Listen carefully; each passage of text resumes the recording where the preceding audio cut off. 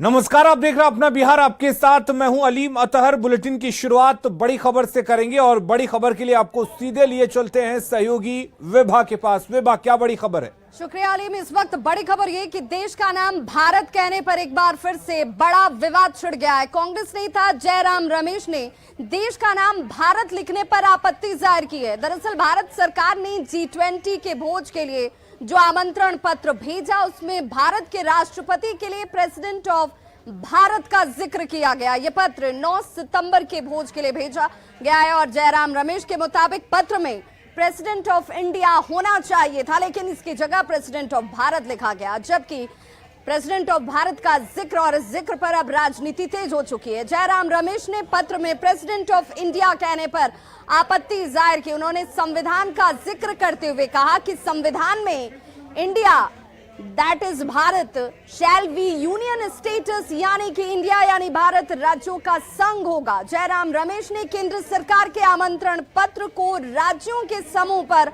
हमला करार दिया और इस वजह से जयराम रमेश ने संविधान का जिक्र किया और कहा कि संविधान में इंडिया का जिक्र है, न कि भारत का। और जिस नई परिपाटी की शुरुआत की जा रही है, कहीं ना कहीं INDIA गठबंधन से NDA डर गया है। इंडिया को राज्यों का समूह उनकी तरफ से बताया गया। सीधे लिए चलते हैं आपको एक बार फिर से स्टूडियो हमारे सहयोगी अलीम के पास। बिल्कुल विभा, यहां पर जयराम रमेश ने पत्र पर आपत्ति जताई है। दरअसल पत्र में प्रेसिडेंट ऑफ भारत लिखा गया है और ये जयराम रमेश ने सोशल मीडिया एक्स पर अपनी पोस्ट में जयराम रमेश ने लिखा है कि तो ये खबर वाकई सच है। राष्ट्रपति भवन ने 9 सितंबर को G20 रात्रि भोज के लिए सामान्य प्रेसिडेंट ऑफ इंडिया की बजाय प्रेसिडेंट ऑफ भारत के नाम पर निमंत्रण पत्र भेजा है।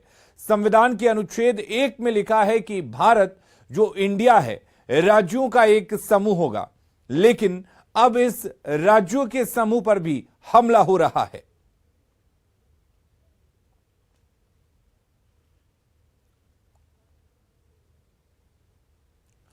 और देश का नाम भारत करने पर जारी विवाद पर सुप्रीम कोर्ट के वरिष्ठ वकील और संविधान विशेषज्ञ अश्वनी दुबे ने कहा कि सरकार संसद में संविधान में संशोधन कर ऐसा कर सकती है। सुप्रीम कोर्ट के पुराने फैसले का हवाला देते हुए अश्वनी दुबे ने कहा कि संसद के पास यह अधिकार है।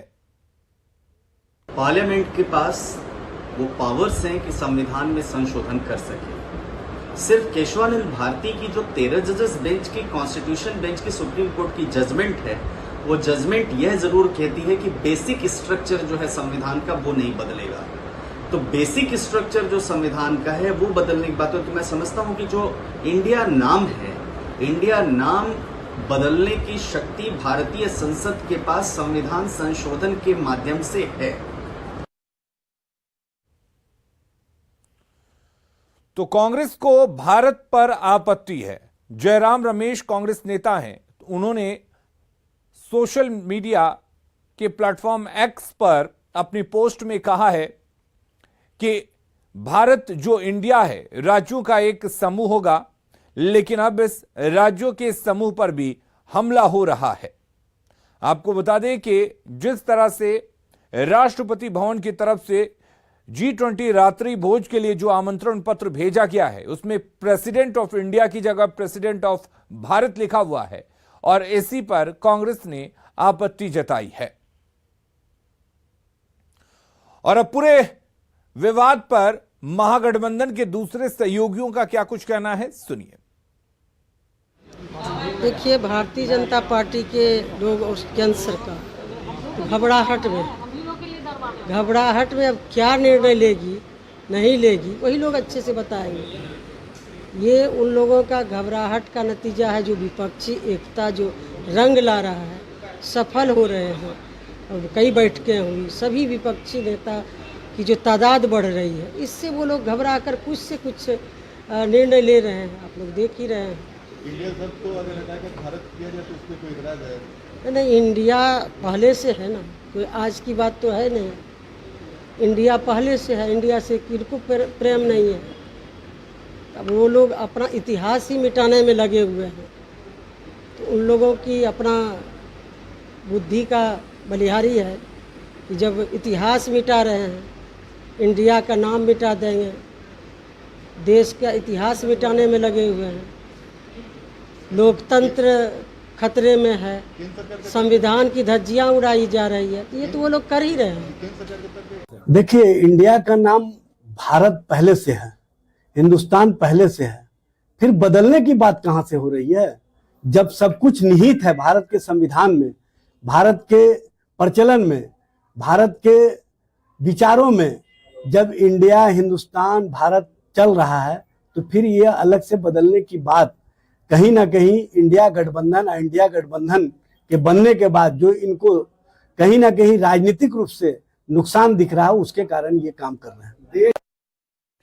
तो यहां पर महागठबंधन के नेताओं ने अपनी अपनी प्रतिक्रिया दी है और कांग्रेस के साथ ही यहां पर जेडीयू और आरजेडी की तरफ से इस पर ऐतराज जताया गया है और कहा गया है कि कहीं ना कहीं बीजेपी की तरफ से ये कोशिश हो रही है और बीजेपी में इस बात की घबराहट है जिस तरह से INDIA गठबंधन बना है और शायद यही वजह है कि इंडिया की जगह भारत लिखा जा रहा है। हालांकि आरजेडी की तरफ से यह कहा गया है कि भारत पहले से ही हमारे देश का नाम है, भारत, हिंदुस्तान और इंडिया, तो इसमें कोई नई बात नहीं है।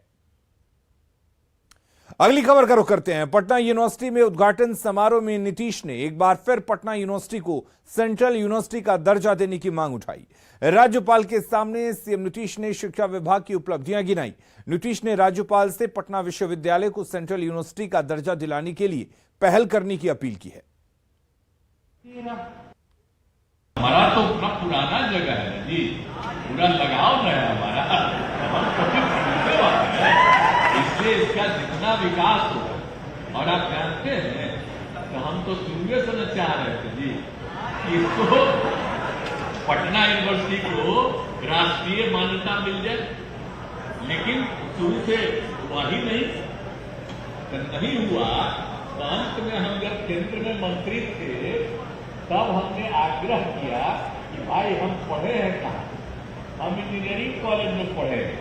इंजीनियरिंग कॉलेज कितना पुराना था, ये जो था पूरा का पूरा वो बहुत भी पुराना था, यानी जब देश में 6 था तब का था, समझ गए? तो उसी समय का था। तो हमने कहा इसको भी राष्ट्रीय नहीं बना तो कम से कम जो मेरा जो है इंजीनियरिंग कॉलेज इसको तो बना दीजिए नेशनल। तो एग्री कर गए थे उस समय। अभी एक बार आप जरा गवर्नर साहब को दिखा दीजिए कि कैसा पहले था, कितना बढ़िया होगा। तो चलिए हम ही आपको दिखा दें।